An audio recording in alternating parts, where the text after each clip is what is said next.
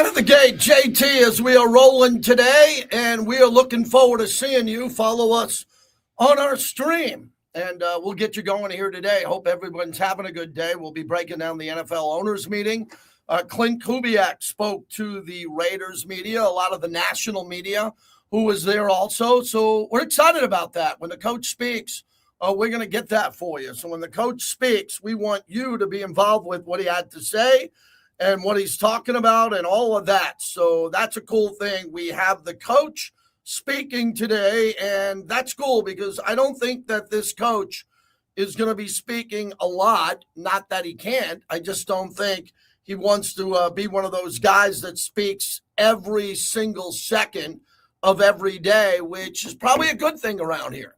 Probably a good thing around here. And when he speaks, he's going to be speaking about football. And kind of like what I do. I speak a lot about football. And Klint Kubiak at the owners' meetings, where it seems like, according to Pat McAfee and Jay Glazer, a lot of guys are getting fueled up, man. A lot of people are drinking around the pool. Everybody's having a good couple of cervezas as they open up the show. We're brought to you by the DeCastro Law Group.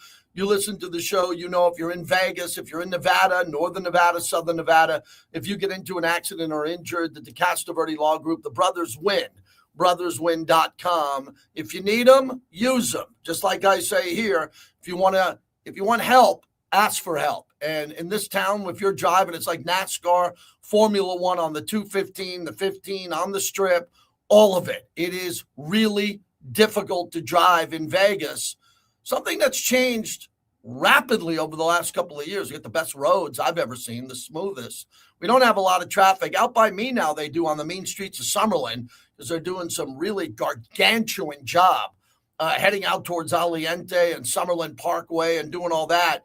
And they're doing that to make the roads easier for you over the next couple of years, where they don't do that a lot in a lot of other cities. And a lot of cities like the Bay Area, in LA, they don't care about the roads or you driving on the roads. They don't care. I grew up in Long Island, New York. They have the same roads from the 50s. Same roads, low bridges, same roads. You sit in traffic every day. In Vegas, we like to move.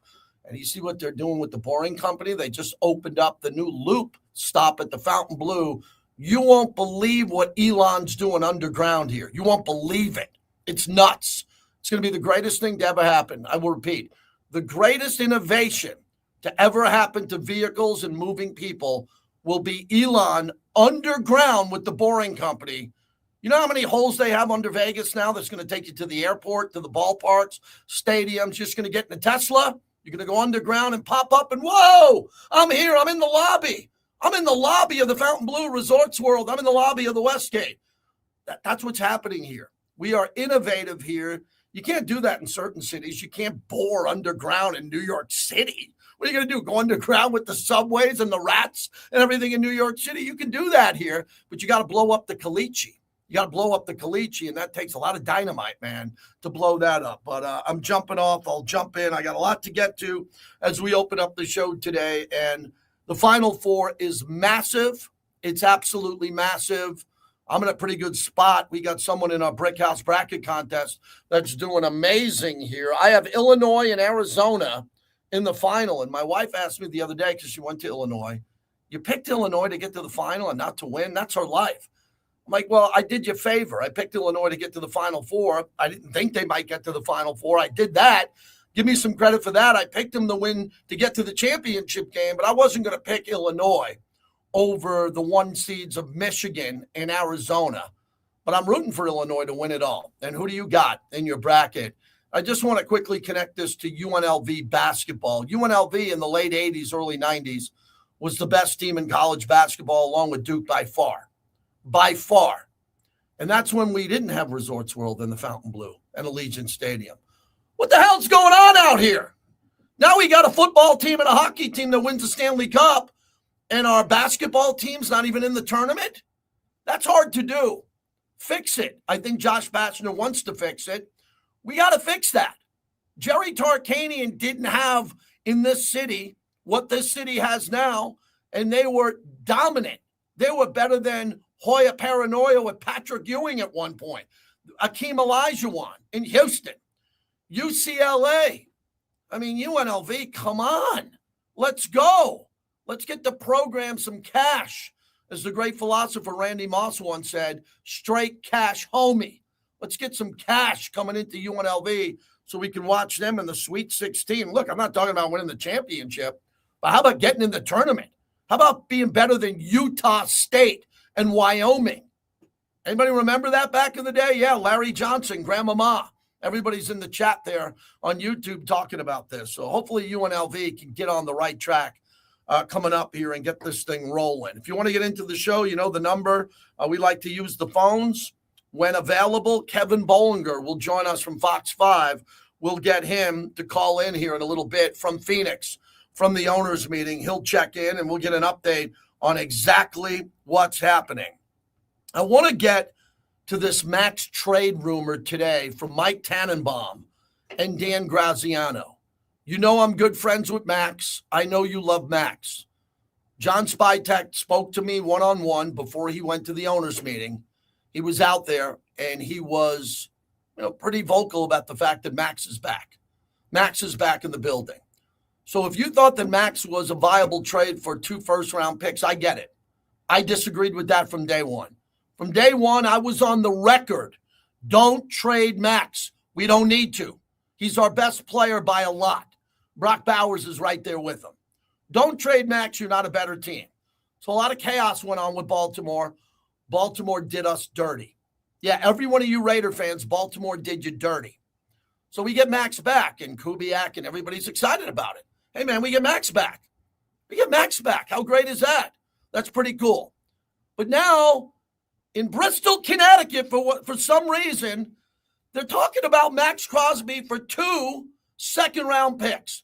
Like I predicted, there are people undermining the Raider Nation all over the globe, undermining your team.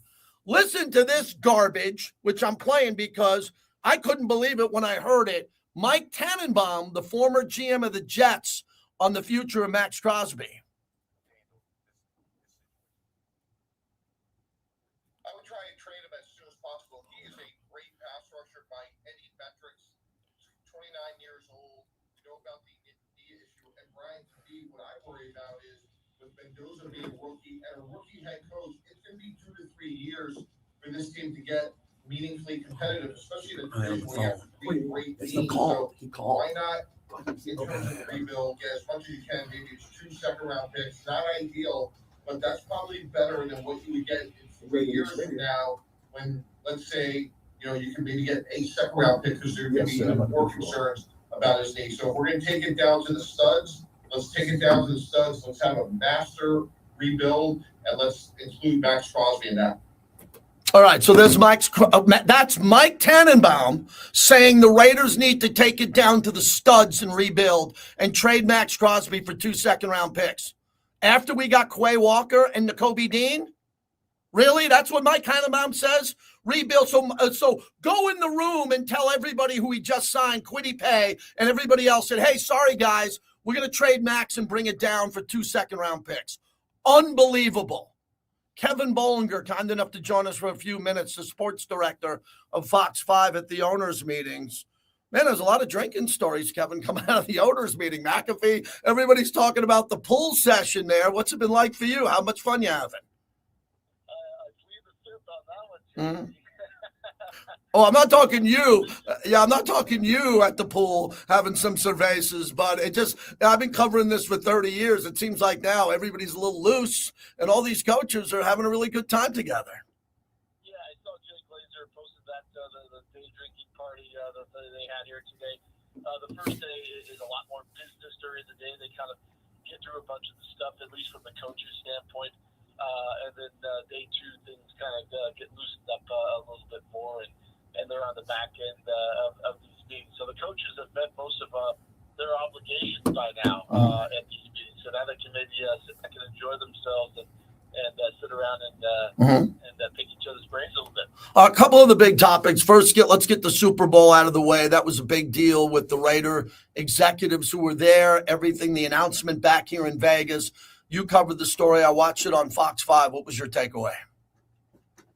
It was expected, but it's such a great thing for Las Vegas and important for a couple of things. Number one, it's 5 years after the first one, which shows that the NFL loved what happened in 2024. And I think it's a good sign for them to get into that regular quote-unquote rotation, although the NFL doesn't like to use the word rotation with the Super Bowl, and they say that it does not exist per se. But when you have success with one city putting on a major event like that, then I think that that's something that you're just going to keep going back to the well as long as you keep having success. So fantastic for the city. And then think about this, JT, the 10-month run that Las Vegas is going to have, starting with the Final Four in April of 28. Then you have the A's opening up that ballpark right after that. If the NBA expansion happens, it happens in the fall of 28 more than likely, and then the Super Bowl in February of 29. That's a better run than any city's ever seen. Yeah, Kevin Bollinger's our guest. I agree with you 100%. I mean, look, Allegiant Stadium will be roughly 10 years old with 2 Super Bowls under their belt, give or take, if you count the groundbreaking. I'm talking about the opening of the stadium, Luke Combs breaking the all-time record, Metallica, everything that's been in that stadium has been incredible. And you've been at the forefront of this because you were one of the media members in this town that understood the economic impact here, not only as a talent on the air, but a sports director, how good this would be. It's kind of fascinating that people second-guessed this and wondered if this would work, if it would be a financial nightmare, if it would hurt the city and the roads and the hospitals and all of that. And everybody seems to be on the same page. And the reaction from the other owners around the league with the enormity of money that's added to their team's value, because it's the value of the league and the television rights and the Super Bowl and all that, all the other owners outside of Mark Davis have to be thrilled about this. No question. I mean, it all comes down to money, right? And when you put an event like that in Las Vegas, it's going to be bigger and better. That's what they strive to do in terms of what they're putting on, and that's what they accomplish. Because as you know, and you've lived in Las Vegas a long time as well, they don't do things to do them second best. They don't do things to do them as good as it was the last time. They want to raise the bar every single time in all areas. And the owners recognize that. And that's why it was a unanimous vote yesterday to award the Super Bowl to Las Vegas. What was the sit down like? First, let's start with John Spytek, what he had to say. I was fortunate to get him on with me before he went there. And he knew he was going to get bombarded with the Max Crosby questions. And again, I think he handled it well as he got into his other free agents.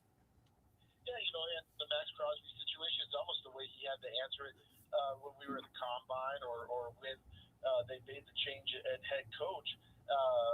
We have to wait and see what's going to come to us. But right now, Max Crosby is a Raider, and we're going to proceed as if that is going to be the case, and that the relationship is good. And I think that if anything, it strengthened the relationship with what happened with Baltimore between Spytek and the organization and Max. But I think that a couple of other big takeaways in terms of Spytek, and I'm sure he gave you the same update, but it was with the offensive line and Colton Miller and JPJ's help, and how that they're back, and they just got to get them back on the grass, which is going to happen, as he said, very soon, which to me indicated that sometime in the OTAs we're going to see them out of practice. But Steve was excited about where those two guys were health-wise, and that's a big thing with this revamped offensive line that is going to be so critical to what the Raiders do on the field come the fall. Kevin Bollinger, Fox 5, the sports director, kind enough to join us. So let's get to Klint Kubiak. This is his first rodeo there at the owners' meetings. There is a head coach, the head coach's photo. Everybody has his eyes on him. Again, he has to answer a lot of questions. And he just came off a Super Bowl victory as a coordinator. What was his sit-down session like? I'm sure it's a little overwhelming for him. He's not the most gregarious type of personality. But when you look at the AFC coaches, which went today, and there's these small round tables that seat about 8, and usually the local beat writers sit there, he was mobbed. Of all the coaches from the AFC that were there, he had as many people at his table in terms of the outside media and the national media listening in, asking questions, as anybody else in the room. And it just shows that the interest level for the Raiders right now is extremely high. But I thought he handled himself very well. He actually basically said that players, coaches, people can read BS in terms of trying to be somebody that he's not. They can smell the BS from a mile away, so it's best to just be yourself and move forward, and that's exactly what he's doing. He's straightforward. He's a straight shooter, and he sat there and answered all the questions. I think nothing groundbreaking. He didn't break any news at all, which we didn't expect from him. But it gives you just more of a thought process of where he's at with this team, who's going to be in the building next week for that mini camp, and where he wants to kind of build and take this thing from a culture standpoint as they get towards September. All right, before you let us go, let's jump in here quickly on the Mendoza topic. It's a very unique situation. Everybody in the room knows he's going number one. He's got a pro day coming. Spytek and Kubiak have to at least acknowledge that. Not that they're taking him, but they're going to have to field those questions. And everybody's talking about the offensive install of the game plan and what it could be like to start a rookie quarterback, air quotes, if you take one. What was that like? Because that's a lot of what these two guys are dealing with at the owners' meeting from the media.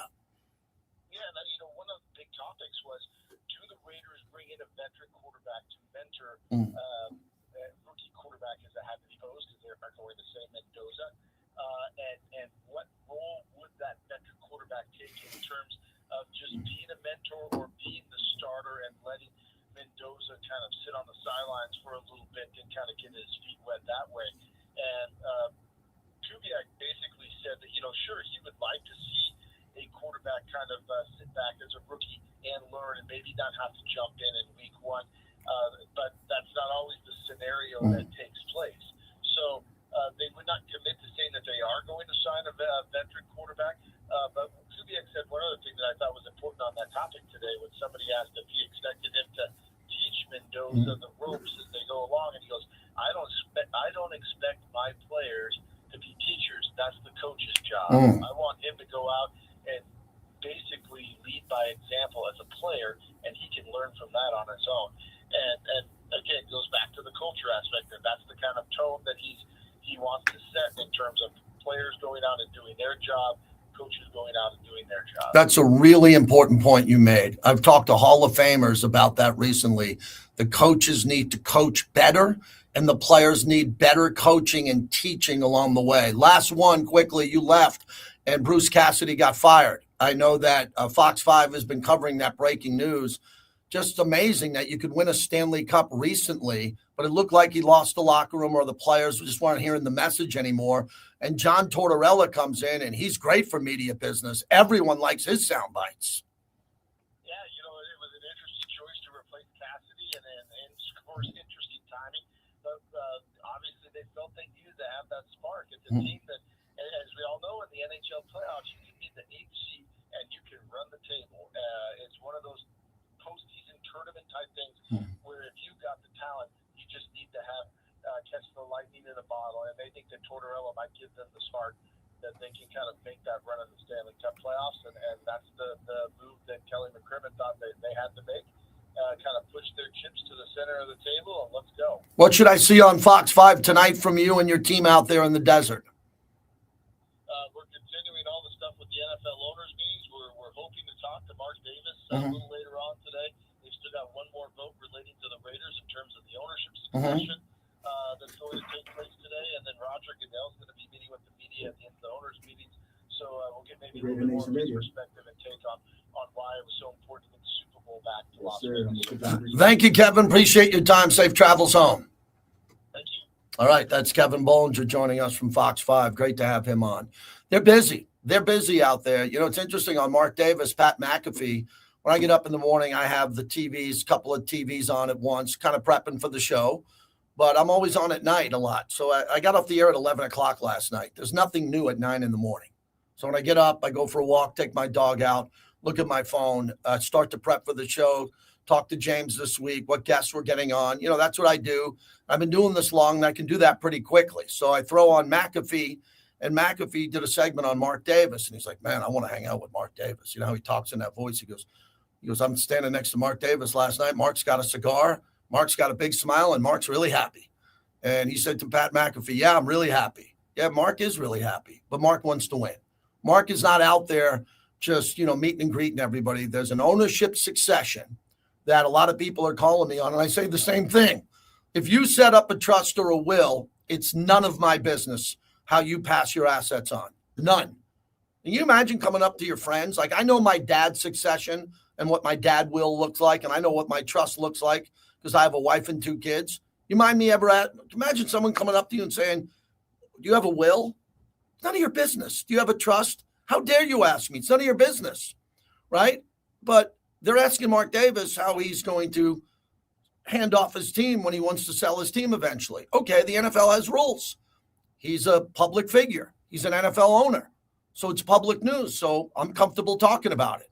But Mark's decision and the people that he has around him who set up and was with him for his father and mom's trust and succession plan and Mark's plan, they all have everyone's back. And Mark will make that comment and the Raiders will make that comment when it's available. But we all know it's happening and there's going to be new ownership eventually. And the new ownership that is next in line is Egon Durbin, who's passionate about the Raiders and infusing a lot of cash along with Michael Meldman and obviously Tom Brady. And the Raiders financially are in the strongest position they have ever been by far in franchise history. That was with the Davis family. That was with Mark taking over for his dad when Mark's mom was alive. Remember, Carol Davis, Mrs. Davis, just recently passed away as an owner of the Raiders. And now Mark is setting that up for the future. So when Mark is ready to move on from the team or whatever, he'll have a succession plan in place. It's really simple, man. It's such a gossipy topic. I mean, I'm just fascinated by all the gossip in sports. You know, I'm not Tiger Woods. I'm going to be doing a lot of Tiger Woods here today, and I've done it yesterday. It's not gossip. It's in the news. It's on TMZ. It's leading Sports Center. It's no longer gossip.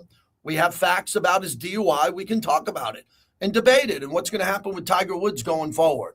And then Roger Goodell will give his State of the Union after that, and then all of these owners. So you got the owners, the president of the teams, the head coach, the GMs, they're there. It's not everybody else.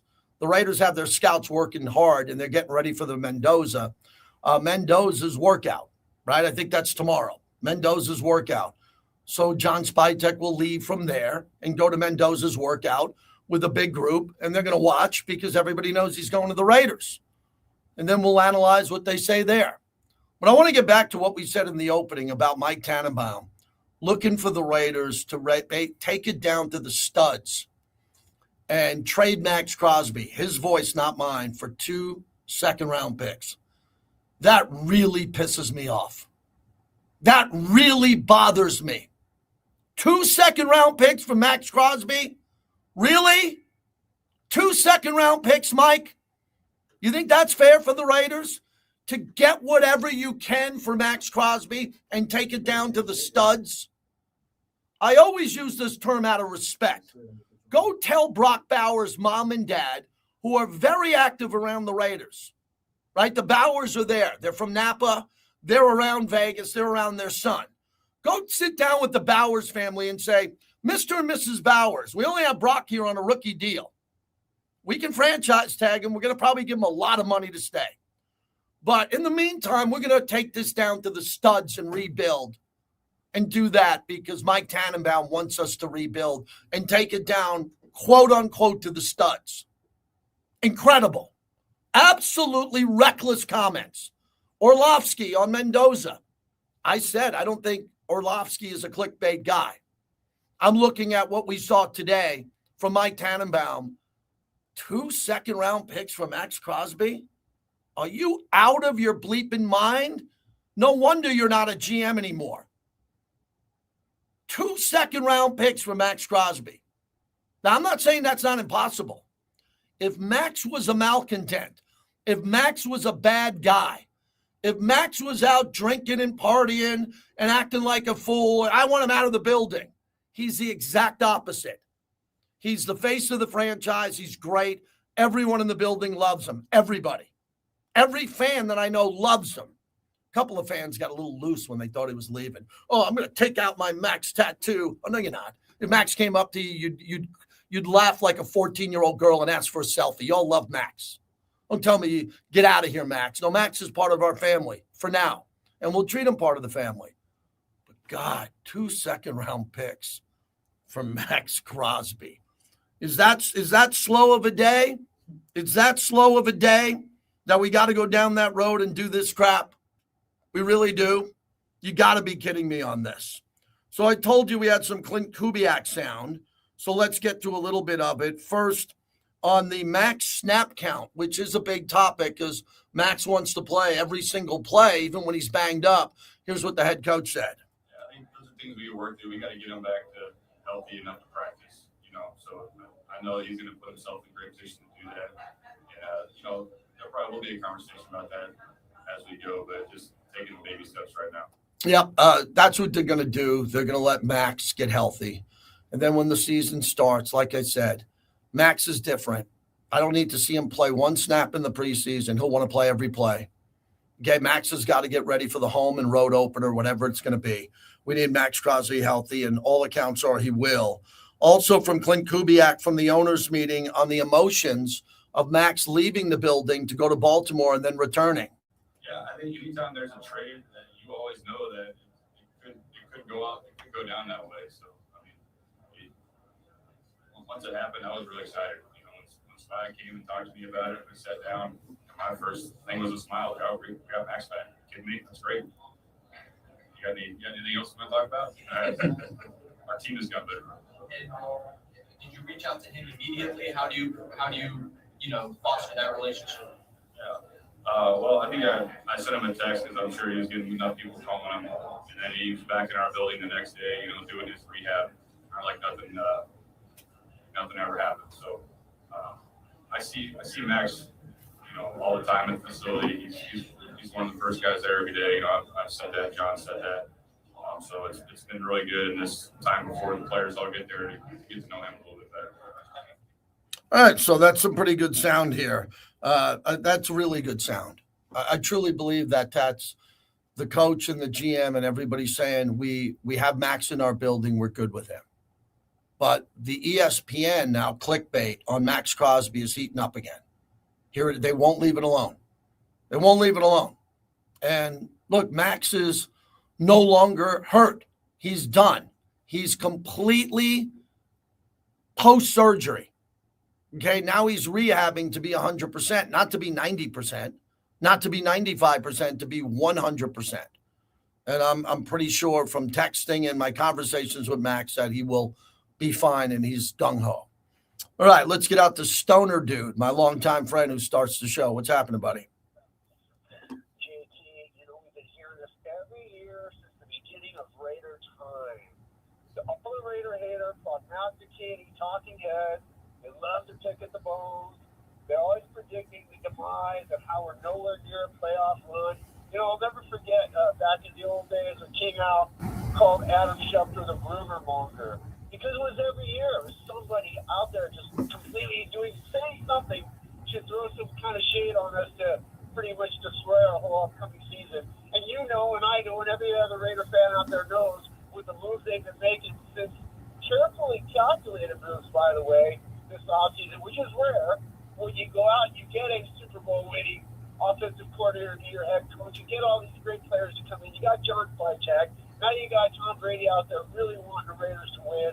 This is something that I'm looking forward to. So, yeah, we're not going to go take it to the studs. We're not going to take it down to the concrete. We're just going to keep adding, and we're going to go out there and get that number one pick, and we're going to build from there. So, to me, I just learned to completely cancel out these types of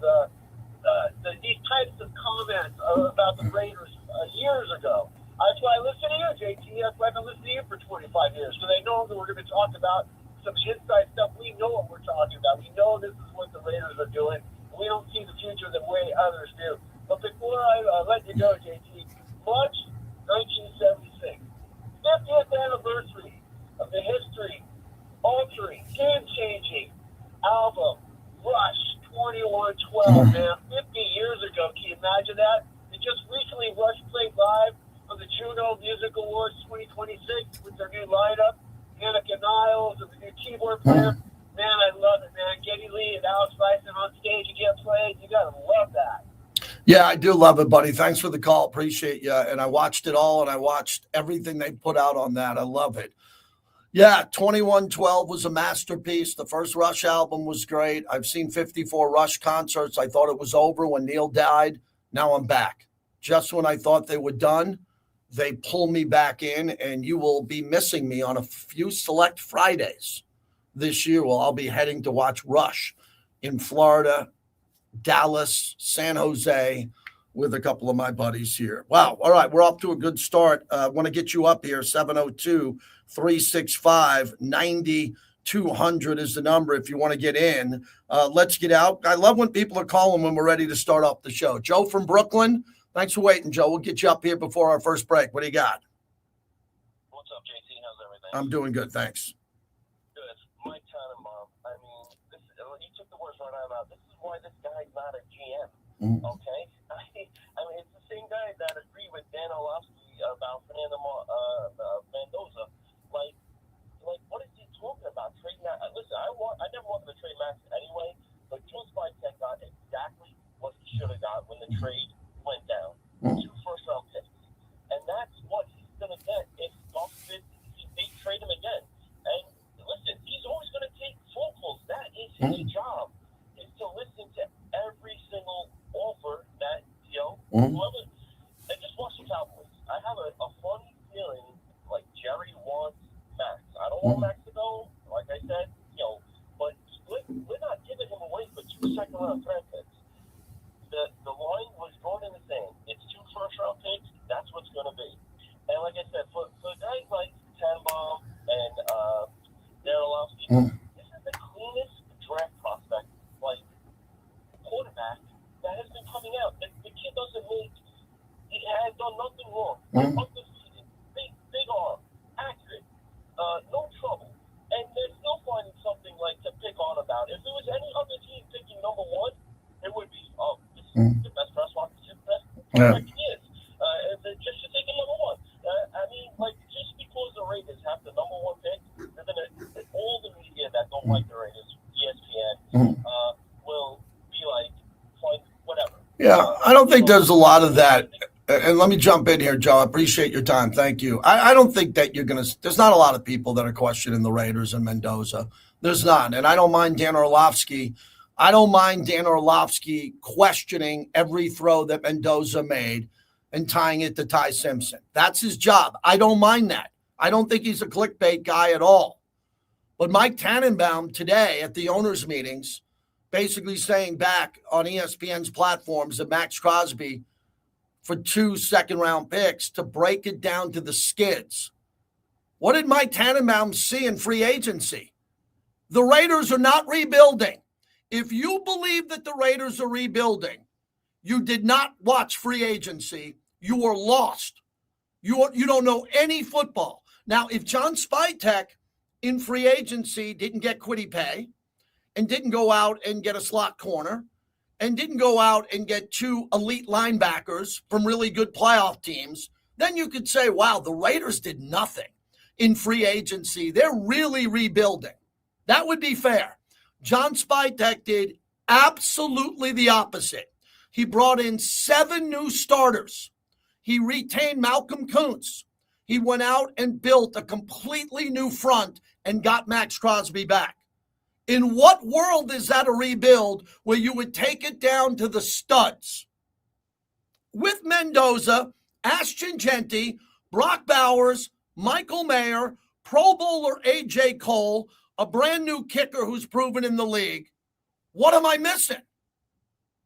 If he started trading Max Crosby and a whole bunch of players, Michael Mayer's gone, Crosby's gone, he's doing nothing in free agency, you're right. It's a complete rebuild. Another topic I nailed. I don't get everyone right. I don't predict games for a living. I don't tell you who to bet on. I tell you what I know. At no point with the Raiders organization, from ownership, new ownership, to the people who have been in the building, ever accepted the term rebuild. Never. Dating back to Al Davis from every day on. This is an organization that doesn't rebuild, they reload. And if they're playing really bad, like they recently have, they're drastically going to flip it, firing coaches and GMs to try to get it right. Now, you can question that. You can question firing coaches and GMs too early.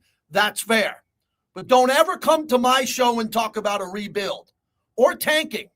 I'm out. Last year was special and different because the team was completely out of it going into the final couple of games, and I let it slide. I let it slide on my platforms, this tanking crap. Okay? This team is here to win now. Here to win now. And I'll leave you with the bold proclamation from a caller last night on my show. I said in the next 3 years before the Super Bowl comes here, the Raiders will be in Super Bowl contention. I've been waiting to say it on this show because if they're not, all hell's going to break loose.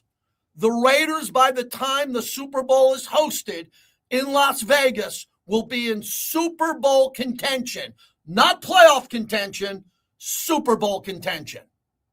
And that's the monologue. Brought to you by Modelo, the pride of Modelo, the fighting spirit. Life's short, man. Watch the news. Watch the news. Life's short. You win every time. Go ask Danny Hurley if he wants to just get to the Final Four or win it all. He wants to win it all. That's what we want to do in Raider Nation. It has been uphill. It has been tough sledding. We're all aware of that. But now I have the Raider Nation united more so than quite some time. The hiring of Antonio Pierce, Pete Carroll, Josh McDaniels, John Gruden, all united at times the Raiders, some more than others. Now the Raider Nation is united behind these recent moves. Wow, we went long. I'm behind. Thank you, man. Every year gets to be part of these stories that they don't like. And for some reason, Raiders fans just haven't noticed it. Woo! All right. Broke out on a sweat with that one. I think there's a little back sweat there coming off of that one. Yeah.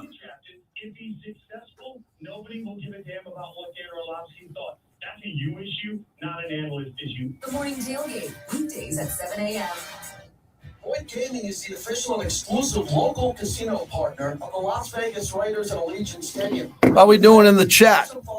I kind of messed up the settings today. I kind of put Laying the Wood as the YouTube channel instead of the regular YouTube channel. So my son's in there, maybe can make the adjustment, but we're good now. Yep, my oldest son's in there today, the hard-working one. They're both my sons work their ass off, but my other son's got multiple jobs going, and he's in there today. Yes, I earned a cold beer, but I don't drink cold beer a lot during the week. On Friday, I reward myself with a bucket of Modelo's. Oh, man, and we got a brand new, so, the vodka comes and goes, right? I've had all different vodkas. I like different vodkas. I'm a vodka drinker. I like a little vodka. So we have a potential new vodka sponsor and a big tequila sponsor coming in. So if you got a beverage or a brand or a business that you would like to advertise on YouTube, right on this platform, if you got a business that you would like to maximize on YouTube, we'd be willing to talk to you. We'd be willing to talk to you here. If you have something, because we're getting some really good, our analytics are looking good, man, for a little less than 10,000 subscribers, and we're going to get to 100,000 once I really dedicate more time to this other than noon to 2. We're going to get there, but got a lot of other stuff going on. I got 3 jobs right now, and YouTube is the 4th, and we like what's happening there. All organic. The insurance company doesn't care. To them, it's just a game. That's when our winning team. Cranky Yankee has shown up. My first Yankee loss of the year. I was Cranky Yankee last night. Very cranky. As the Yankees lost to Cal Raleigh, who couldn't get a hit all year. Couldn't get a hit in the World Baseball Classic and couldn't get a hit all year, and he gets a walk-off because Aaron Boone can't handle a bullpen. Aaron Boone can't handle a bullpen. I had some wise ass say to me and go, well, you know more than Aaron Boone? Oh, yeah, I do know more than Aaron Boone about a bullpen. If you put JT the Brick into the dugout in the eighth inning, I would say, Boone, get away, and I would handle the bullpen better than him. Fact, not fiction. Not even close. I have second-guessed Aaron Boone in the bullpen his whole career. He's awful. He's not a bad game fielding manager. I think a lot of other things Boone does is okay. He can't handle a bullpen, and it proved it last night.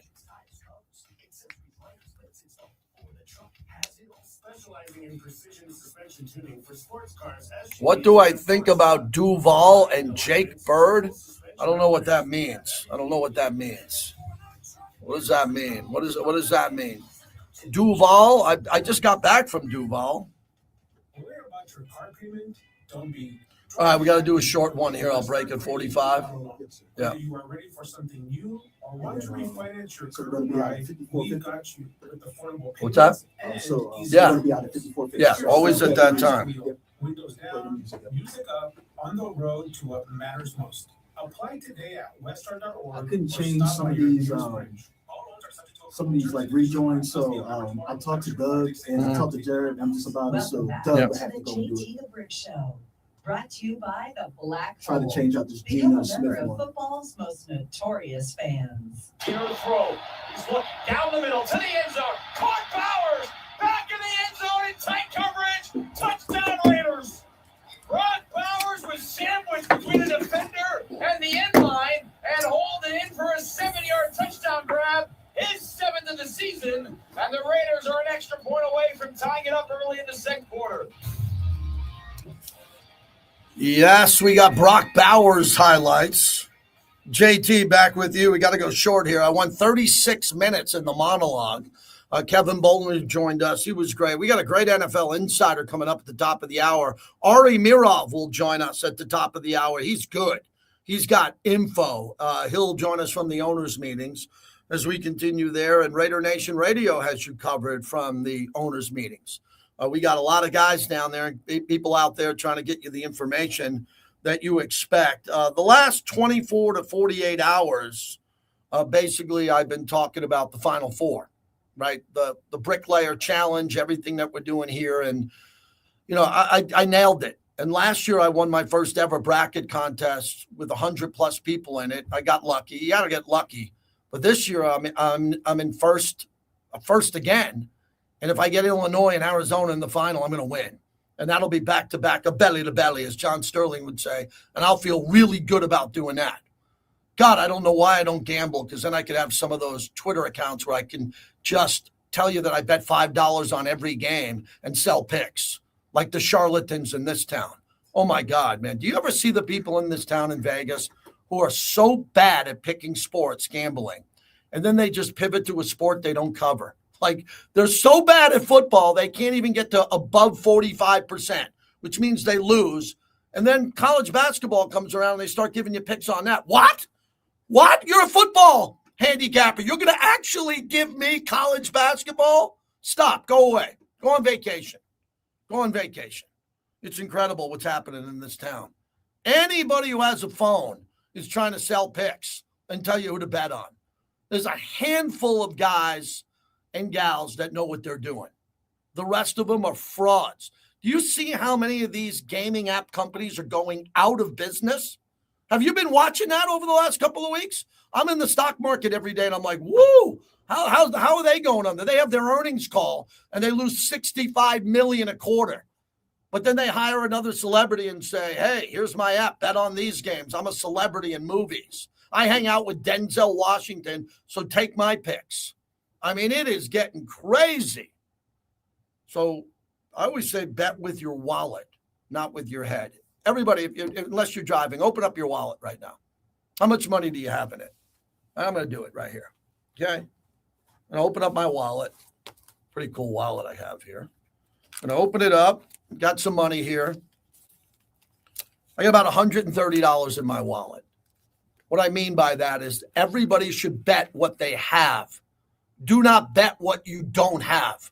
That's called debt. That's called credit card debt. What I preach to my sons who are 24 and 22, I say, if I ever find out that you have $1 in credit card debt, I'm going to lose my mind. You don't live in debt in my family. You pay your bills at the end of the month. If something gets a little weird, okay, maybe a little credit card debt if you have to. You know how many people are gambling in Las Vegas on sports today that don't have enough money to pay off their debts? It is an epidemic on college campuses. Only bet with what you have. Oh, Jerry Jones is speaking on Max Crosby. Listen to this. The owner of the Dallas Cowboys was asked about the potential of revisiting a Max Crosby deal. I don't anticipate standing here right now revisiting that situation. I don't anticipate. All right, so that's Jerry. Is it possible? Yes. Yes, it's possible. Well, anything's possible. The guy that I wouldn't be taking phone calls from right now is Howie Roseman of Philadelphia. I just wouldn't take his call. If Howie Roseman says, hey, John, I got a deal for Max Crosby, here it is, I just avoid that call. And I know that John Spytek can handle everything. I'm just saying Howie Roseman is a god at making deals. So I had someone in the chat earlier say, what about Max Crosby for a first-round pick and a second? Well, I guarantee you there's 10 teams that would call the Raiders on that. They'd easily give up a first and a second, but the Raiders were pretty firm on 2 first-round picks overall. All right, when we come back, we'll wrap up this hour. We'll get ready for Ari Mirov at the top of the hour. We are brought to you by La Casa Cigars at Tivoli Village. What a lounge it is. Mike is putting his sweat equity into that place to make it magical. If you haven't been to Tivoli Village, head there.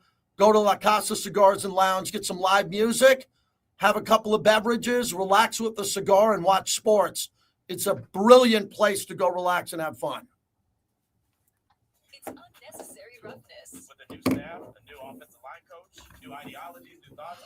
All right, I'm completely focused in the chat. What are we doing, bricklayers? What are we doing here? Lose their mind if he isn't, but I don't know that he is, and I don't think that any of us can say with a straight on his face that we all know that's the reality of it. I don't know if he's a starter. New offensive line coach in place. You have a new scheme that you're running that's going to be in place. So these guys are going to have to figure it out and see what fits where best. Don't miss unnecessary roughness. Weekdays at 2.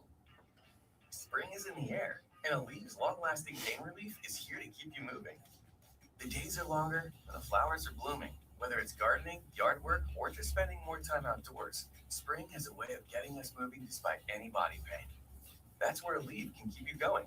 With just 1 dose, Aleve gives you long-lasting body pain relief for up to 12 hours. From sunup to sundown, Aleve's got your back. Try Aleve. Use as directed for minor aches and pain. We don't care if you're a Trump supporter or not. We don't do politics here. We don't do that. Yes, Rush is my all-time favorite group. That's number 1. I'm big with a lot of other bands. The Who, seen them a lot. Grateful Dead with Jerry Garcia. Only Jerry Garcia, Grateful Dead. A top band for me. A lot of bands I like. The Stones, because I met my wife at a Stones show. So it's definitely Rush 1, Stones 2. Rush 1, Stones 2. Leonard Skinner, high up on my list. I'm down with Dre and Snoop.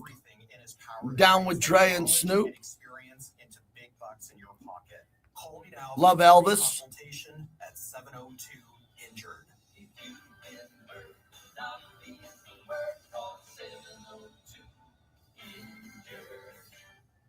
Modelo is an official sponsor of Los Angeles called Modelo is 6 gallons of rich, full-flavored Christmas Dark Lager, delivering a crisp, refreshing taste. Fighting spirits since 1925. Terribles Tuesday just got bigger. Download the free Terribles Plus Rewards app today and enjoy a new expanded menu of 40 items to choose. All right. I need a Brick Tater shirt, too. Who's going to take over our Brick Tater gear? My sons should do that by now because they can make a little bit of cash. Who's going to make the Brick Tater gear? Hey, let's bring up the Brick Tater. I haven't seen the Brick Tater in a while. Do we have the Brick Tater, the logo? I need a T-shirt for that, man. At 365 Plumbing, we're bringing fair pricing back. Family owned and operated. We treat your home like it's our own. For your everyday plumbing needs, we're here 365 days a year, rain or shine, day or night. Extend the life of your water heater right now. For a limited time, take advantage of our water heater flush special for only $26. Visit us at 365plumbingnv.com. 365 Plumbing, because where the water flows, 365 Plumbing goes. Power Shift by NV Energy is all about taking savings to the next level. Check it out. These products and services save energy and money. There are discounts and rebates on energy efficient devices and free smart thermostats. Yeah, I don't talk a lot of politics here, man. Why would I want to talk a lot of politics here? If something slips out or I mention something, but I talk the stock market a little bit. That's about it. Politics divides people, especially people on the internet. You can talk politics to people face to face. That's one thing, but on the internet, it's a disaster. Blue Oyster Cult. I saw Blue Oyster Cult open up for Rush at Radio City Music Hall. I got to say that was 1982. Because I graduated high school in 83. I think it was in 11th grade. That'd be 82. The JT the Brick Show, brought to you by Modelo Especial, the new #1 beer in the U.S. They run it again with Genty, patient behind the line. Bounces out to the left at the 40, into the secondary 30. Nobody's going to catch him. Down the middle of the field, Genty at the 5. Touchdown, Raiders. Deuces, goodbye for the second time in the ball game. This one from 51 yards. And with 5:24 to go, the Raiders on the back of the 6th overall pick. Not done yet. JT, thanks for coming back, everybody. We want to thank Tommy White and the 872 laborers building this city on time and on budget. The 872 laborers, proud partner of the show. So Albert Breer reporting from the NFL owners meeting, part of the Raiders' succession plan is for Egon Durbin, who already owns 7.5% of the team, to buy another 7% this year. Half of that, 3.5%, is happening now, with owners voting on the sale this afternoon, with the other 3.5 to be sold to Durbin by the end of 2026. So the other 7%, Egon Durbin at 7.5 already, another 7, which would take him to 14.5% of the team. So that's Albert Breer reporting that about 10 minutes ago. That's what the owners are doing now. Ahead of the owner's approval from Albert Breer 2 minutes ago of the transaction, Mark Davis owns about 40% of the Raiders. So this sale will take Davis down closer to the league minimum for a controlling owner, which is 30%. So that's it. Majority owners, that's how it works, depending on how many shares that you have. So that's reporting right now today. That's coming in from Albert Breer, who's very good as an NFL insider. We got another one coming up with Ari Mirov. Ari Mirov will join us at the top of the hour. We'll talk to Ari from the owners meeting. Oh, what hearing about not just about the Raiders, but everybody else, about everybody else and other owners and what's happening. They're voting on rule changes today that went through. And I don't like the rule changes when it comes to taking the foot out of the game. They're taking the kickoff and pretty much making it irrelevant. The onside kick. The most notable changes revolve around kickoffs, with onside kick allotments and the alignment of players on kickoff returns. The league will now allow onside kicks to be declared at any time during the game, but you got to let the other team know. How lame is that? How bleeping lame is that you can have an onside kick on the opening play of the game or on the second drive, but you got to tell the other coach? How lame is that? Pathetic. Okay, here's the other one. Additionally, the incentives for kicking teams to intentionally kick the ball out of bounds when kicking from the 50-yard line has been eliminated. The previous rule stated that an out-of-bounds kickoff from the 50 places the ball at the 25-yard line. The new rule puts it at the 20. A playing rule that was amended now allows the league's personnel to consult with on-field referees on disqualifications for both flagrant football acts and non-football acts, and place a flag if one wasn't thrown. So there's a couple of things happening right now. The kicking team to declare an onside kick, eliminate kicking teams' incentives at the 50, blah, blah, blah. God, they're taking away the sport that we once knew. They are. Eventually, I called it here first, they're going to take away the punt or some aspect of the punt. They will take that away in our lifetime, which will only be fair catches for punts. They don't want any contact. They don't want any contact on special teams. The Las Vegas Raiders and the JT the Brick Show. Modelo Especial is a rich, full-flavored Pilsner-style lager, delivering a crisp, refreshing taste, brewed with fighting spirit since 1925. I'll be right back, everybody. I'm going to hydrate for a moment. Be right back. Be right back. double-cut fries, that fresh coleslaw, the buttery Texas toast, and their secret cane sauce. Add in delicious iced tea or the freshly squeezed lemonade to make it a true slam dunk. Raising Cane's Chicken Fingers, one love, man. We love Cane's. Raising Cane's Chicken Fingers, proud partner of Raider Nation Radio, one love. In Nevada, anything that goes into the storm drain goes directly to our local waterways, which can pollute Nevada's lakes and rivers. Nevada is the driest state in the nation, and we must work together to preserve our limited water resources for future generations of Nevadans. Here's some waterway wisdom so you can help do your part this spring. Clean up vehicle leaks and spills. Scoop your dog's poop, bag it, and discard it. Apply fertilizers and pesticides sparingly. Avoid sprinkler runoff. Don't litter. Secure trash in bins. Keep contaminants out of our storm drains. Use waterway wisdom. And remember, only rain should go into the storm drain. Join us in preserving Nevada's waters for future generations by visiting lovenvwaters.com and following us on social media. This message sponsored by the Nevada Department of Transportation, here in cooperation with the Nevada Broadcasters Association and this station. There's a difference you can feel when you step into the showroom at Finley Honda Henderson.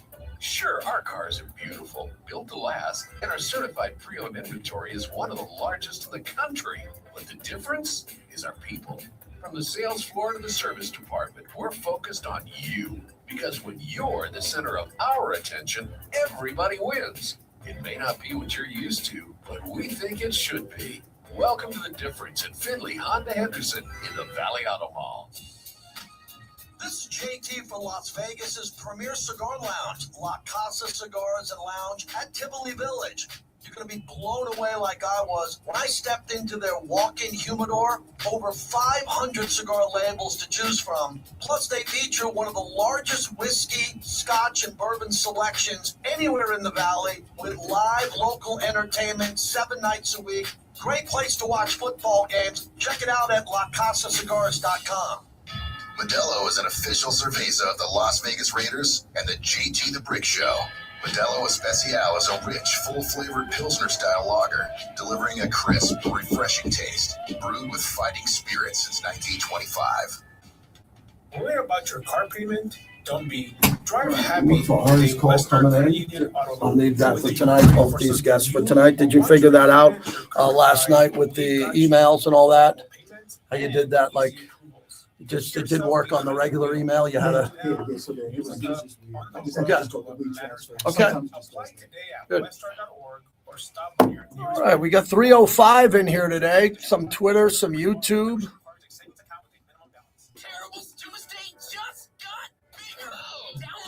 Zero calorie Dr. Pepper.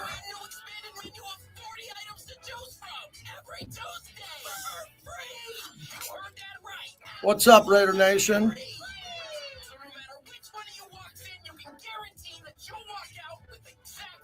I am not watching Marshals yet, Yellowstone. I'm finishing Tehran. It's fantastic. Tehran, season 3. Wow, you want to see what's going on in the world? Go watch Tehran. Those are some bad dudes there in Tehran, man. You don't want to go anywhere near that place. You don't want to go there, man. They are some tough dudes. That Revolutionary Guard. Woo!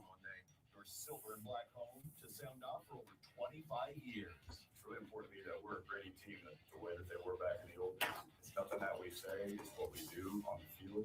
All the little things that win, they have nothing to do with ski. And now, here's JT the Brick. Yes, I love coming in and doing radio every day. It's 2 hours of my day, and then I got 3 hours tonight. Wow, so I got a double dip. I call them the double dip, Sunday, Monday, Tuesday during the season. So I like to have a day off. I think I've been doing this enough where I should get a day off. So my only day off now is Saturday, which is ridiculous. Why am I working 6 days a week doing this? But I do it because I'm like a sports radio bartender. I'll pick up a shift. JT, you want to do mornings and breakfast? Yeah, I'll do it. You want to do a happy hour? Yeah, I'll pick up happy hour. You want to do nights? Yeah, I'll do nights. Stephen A. gave me a really big shout out yesterday on his podcast. I'll get to that here in a little bit on Tiger Woods. The Tiger Woods story is massive. It's massive. It's a huge story. We're finding out now that Tiger Woods had 2 pills in his pocket when he got pulled over. So Tiger Woods, this is the beginning of the end, in my opinion. I think this is it for Tiger Woods. Not the end of his life. I don't mean it that way. I just think it's the end of him in the court of public opinion. Nobody cares anymore about anything Tiger Woods says about golf. Nobody. I did until this rollover DUI. I really cared if he was going to play in the Masters one more time.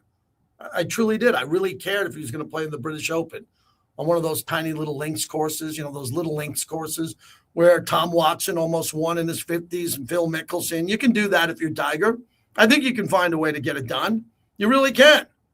But I don't care about Tiger Woods anymore as a golfer. None. What a shame I just said that. I truly mean it. I love his career. I love his overall wins, everything he did. But now anybody who asks him a golf question is a freaking fraud, including Jim Nantz, Marty Smith, anybody who has the balls to go in front of Tiger Woods and ask him a golf question is a terrible journalist or media member. Don't ever ask him about golf again. Don't ask him. No one, he doesn't deserve that anymore from anybody. Okay, he either needs to go to rehab or go away. And yes, I would not let my kids get in a car with Tiger Woods, and my kids are in their 20s. They're grown-ass adults. And if I found out that my kids got in a car with Tiger Woods, I'd be furious. And Tiger Woods has to date the president's son's ex-wife? Really? That ain't a warning sign? I laughed on a podcast with my podcast partner, Tom Looney. I said, it was a joke, so please take it as a joke. The only reason you should ever leave your partner, if you want to, is for a Brazilian swimsuit model. That's the asterisk. If you have to go to your partner and say, listen, our relationship, we've been married 10 years, 30 years, I'm leaving you for a Brazilian swimsuit model. Okay.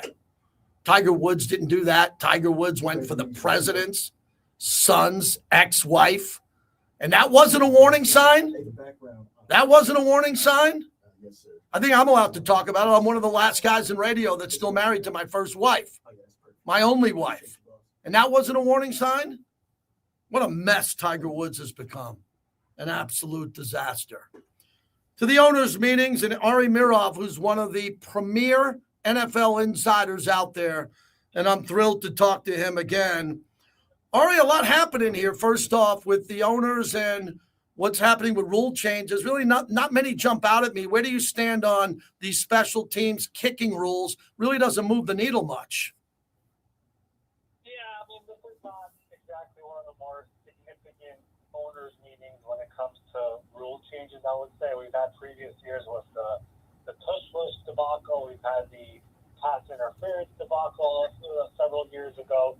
This one is more on the minor side, I would say, when it comes to rule changes. Probably the most significant one is not really anything to do with kickoffs. It's more about the potential of having refs this year. And if we do, the NFL would have the right from their New York officiating department to correct calls that are completely wrong, like the Hail Mary, for example. So the NFL at least now has something in their back pocket in case we go back to that. And I would imagine me, you, Jake, like everybody does now want replacement refs. So this is a worst case scenario situation if we get to that point, but at least they have that now in their back pocket, and owners approved that today. Ari, how have you evolved with owners' succession plans with Wall Street and some of the money coming in, and Mark Davis with Egon Durbin or other owners now that want to sell off a piece of their team to former players or conglomerates that come in and want to buy 5-7%, and then maybe a family ownership group divests the team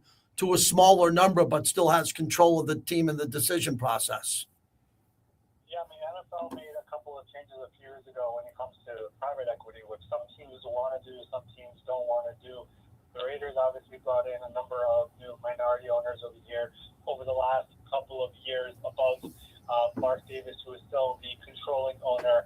But make no mistake about it. Egan Durbin is going to be a very big part of the Las Vegas Raiders. Whether it gets to a point where he actually buys a significant amount to overtake Mark Davis, that's something that's far away from now. But it is something that they want to have in place in yeah, this is not something new over here in terms of the NFL having people buy small percentages of a team. We've seen it done by several teams here over the last several years. The Miami Dolphins had a 1% sale over here a few months ago. It's normal around the NFL. It also helps the valuations with these teams, which obviously every owner cares very deeply about. So none of that is new. All the details going on over here with the Raiders and Egan Durbin, it's something to keep an eye on, but nothing that is very imminent to this point where something could change when it comes to Amari Davis, for example. Ari Mirov is our guest. So, Ari, I want to jump into the Max Crosby situation in Baltimore. What did your sources tell you after a couple of weeks outside of that, of Max sitting there waiting for the GM or ownership and then coming back, and the way the Raiders handled it and the way Baltimore didn't handle it properly? What was your takeaway from that whole thing? I mean, wow, so many takeaways from that thing when it dropped Tuesday night, at 7:58 Eastern time, when the Raiders sent out the release that it went down. Initially, I mean, a lot of people around the NFL had a lot of harsh criticism for the Baltimore Ravens. Some people definitely still stand by that.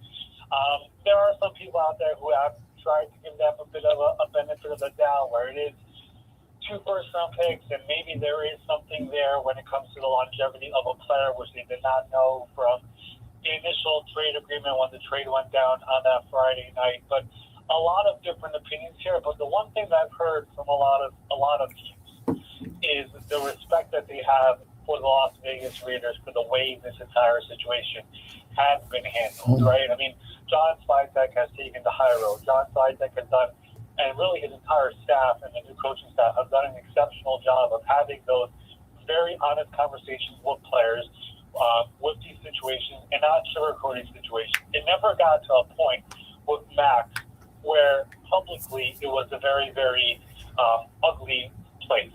Like, imagine if this went down with Myles Garrett last year, who publicly did a trade request and wanted to get the heck out of Cleveland, and eventually they trade him, and then it reverts back the other way. That would be a true mess. A lot of people do have a lot of respect for the way the Raiders handled this entire situation before the fact, after the fact. The fact that it's easy for them to bring back Max Crosby to the building. It's like John Svitek told you, it's as if he never left. So that part of it, a lot of teams around the NFL have a lot of respect for this Raiders front office. Ari Mirov is our guest, NFL insider. What NFL head coach hired this cycle can make a playoff turnaround like Vrabel did in year one, in your opinion? I mean, every year we see a bunch of teams that did not make the playoffs in 1 year and they're able to turn around the next year. The team that I'm probably keeping an eye on, there's 2 I'll mention here. I mean, the Ravens obviously did not make the playoffs last year. I think that team, obviously we know the entire Max situation like we just spoke about. It's so unfamiliar territory for them not to make the postseason.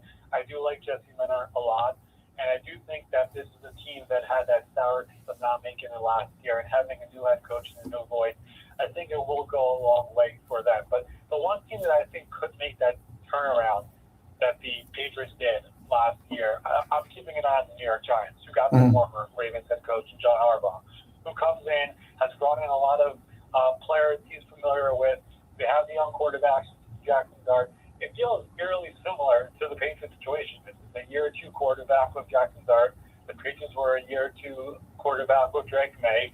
They have a lot of really ascending young players on this team, from a Ken Scadaboo and Malik Neighbors and Andrew Thomas and Brian Burns and Dexter Lawrence and Abdul Carter and on, down this number 5 overall pick. I think the element of having just better coaching will go a long way, and a culture set being put together, which is what John Harbaugh is known for. I think that's going to go a long way for them. So the New York Giants, I think, are a team to definitely keep an eye on going into this year with all the players they've added, all the players they already have, but more importantly, just the coaching changes they made. They feel like they're in a better place in that part of it. Ari Mirov is our guest. So what about the draft coming up here? You got a lot of sources and teams.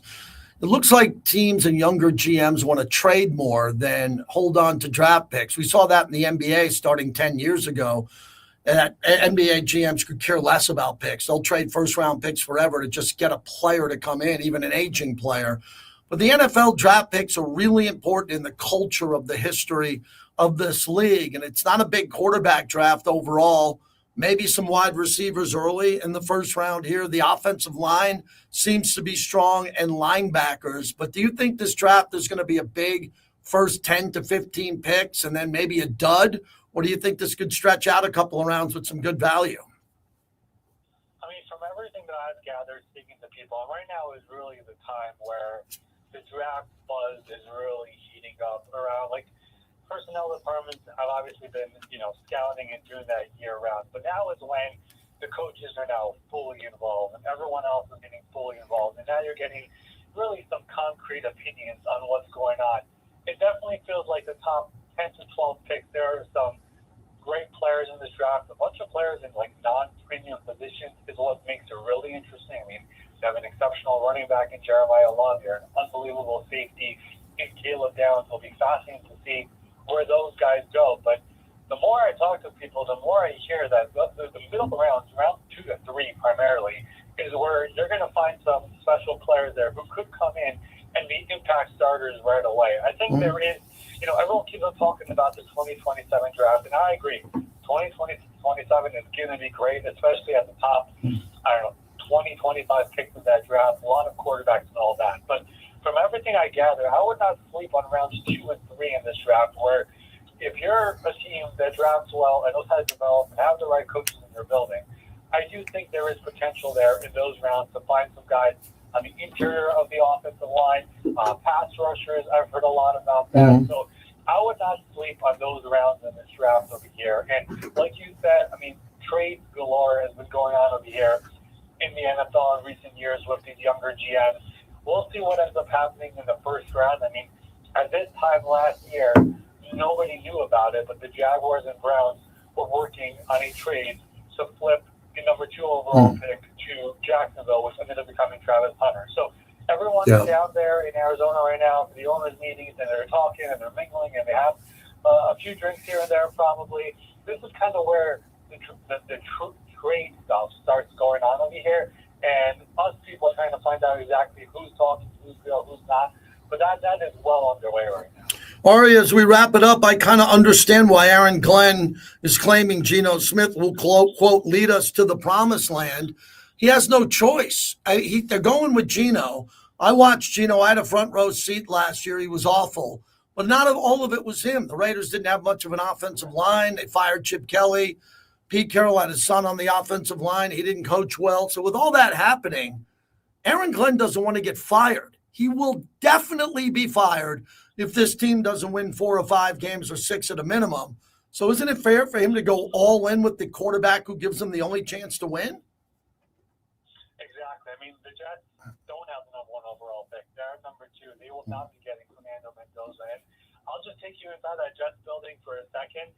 The Jets were very high on Geno Smith last year before the Raiders got him. Like Aaron Glenn, that was one of their top quarterbacks on their board when they were going through their options and who to get. Obviously, they ended up getting Justin Fields. It's great to see that flop. But Darren Muji and Aaron Glenn were very, very high on the idea of trading for Geno Smith from the Seattle Seahawks. The Pete Carroll connection, the Raiders wanted to give him a contract. They were able to get him. But this is the player that they wanted last year and were interested in him. And exactly what you said, I mean, speaking to people in that organization, they're not putting all the blame on Geno Smith for last season. I mean, the offensive line, like you said, was a disaster. The coaching staff was a mess. Pete Carroll and Chip Kelly just simply were not getting along. From everything that they've gathered from their information, it sounds like the installs week to week were a mess within the organization as well when it came to the offensive installs. So they're not putting much of the blame on Geno Smith for last year. Now, am I saying Geno Smith is going to take the Jets to the playoffs? No. But I do think they're looking at Geno Smith from a different lens and a different perspective than what I think some fans are looking at him and just putting all the blame on him for what happened last year in Las Vegas. So when they looked at the quarterback options this offseason for this team, this organization, and where they're at right now, knowing they're not going to get a top quarterback in this draft, they came away with Geno Smith as a top guy. And what Aaron Glenn said today, he really means it. Like, this was the guy they really wanted to get this year. Last one, Ari, on a personal note, how have you evolved as an NFL insider and a newsbreaker? You're in a pool with a bunch of sharks that I've gone back 20, 30 years with, and you really made a name for yourself and have become a trusted source. What's been the difference in the last couple of years as you've grown all your platforms?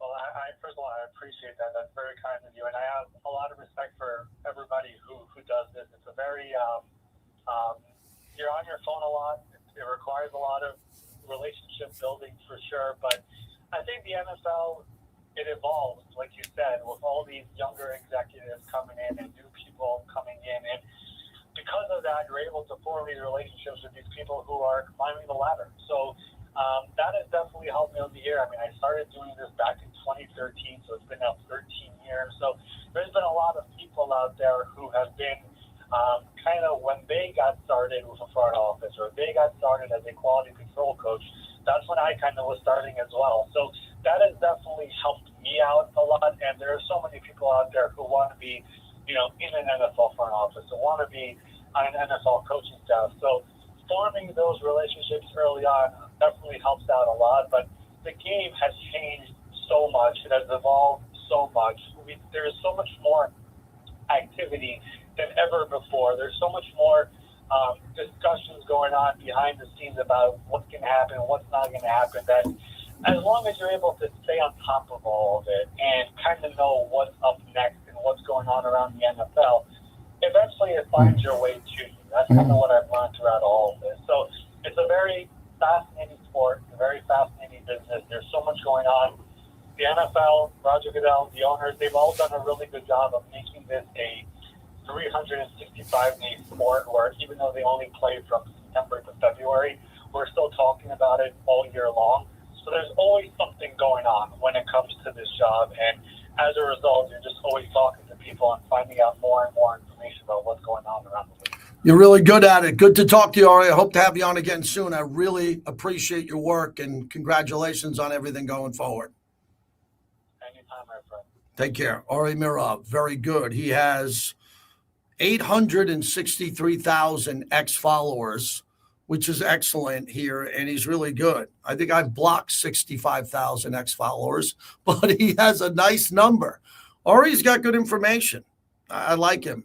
I know Q has him on from time to time, and he's just a calming voice and a guy, when he puts something out, it's usually well thought out. 702-365-9200 if you want to get in. 702-365-9200. NFL owners meetings. Looking for hockey fans to call in from time to time. John Tortorella gets his first win. Do we have that goal there for the Vegas Golden Knights? Vegas wins against the Canucks in a must-win. They fired their coach because they had to win games, and Torts wins his first one. Anderson using the near post. Going to send it back out. Now it's on. This is the open net wide. But the Knights will win the race. And a shot. And it's goal. Empty net. Empty on the right side. It's the first Golden Knights goal for Coach Smith. Forward to Vegas. With a minute to play. That was the biggest must-win goal of the year, period. They had to win that game. It was 3-2. You pulled the goalie. You could give it up. I mean, Vegas, every game they play, they're in overtime. How many blown leads did they have this year that they went to overtime and only got a point? How many? I mean, the number is enormous. They fired their coach over it. They literally fired their coach over it. And now they're in a situation where they got to win. They got to win, and John Tortorella is an assassin. He's a mercenary. He was brought in to win. He's got to. If he doesn't win, he will not be re-signed. He will not be here in Vegas. We'll get a new coach. And it seemed like, from what I heard, and I've talked to some people about this, that some of the players were miserable coming to work with Bruce Cassidy at the end. They just weren't happy. They didn't want to go to work. They didn't want to go in there. He was icing some of the players out, not communicating well. That's what I've heard from people in and around the hockey team, but I'm not in the building. I'm not in the locker room, and I have respect for Cassidy and what he's been able to do here. He will always be the first coach to ever win a Stanley Cup in Vegas. He'll have that for the rest of his life. All right, a lot more to get to here if you want to get through. If you got any opinion on the Raiders' perception and what the Raiders are doing at the NFL owners meeting, I'd like to hear that.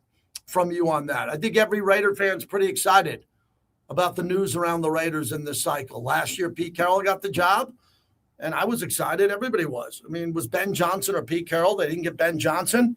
They got Pete Carroll, a legacy coach, and it went south. Didn't think it would. Never expected Pete Carroll not to be at the owners' meetings this year. He didn't make it a year because the team was so bad. Now they hit the reset button, not reload, reset, and they seem to be doing really well. Bill Bender of Sporting News is going to join us here at the bottom of the hour to preview the Final Four. He's very good. We'll talk to him exactly about what he thinks of Danny Hurley. Illinois, Michigan, Arizona is a monster contest. Can't wait for that to come about. That's going to be incredible to see what happens there. Boyd Gaming and what the Boyd family does with philanthropy in town. All of their local properties in Vegas, and always bet on black. Bill Bender at the bottom of the hour. Thanks to the bricklayers for a great day today on social media and on YouTube. It's unnecessary roughness. All right, everybody. That was a good hour, 22 minutes of free streaming. Free. Good content. Thank you. Yeah, I don't rebuild. I relaunch. Have a good day, everybody. I'll do the night shift tonight on Mad Dog. If you got Sirius XM, check me out about 8 o'clock Pacific tonight. Long day ahead of me, man. Thank you for watching and listening. Local casino partner of the Las Vegas Raiders and Allegiant Stadium.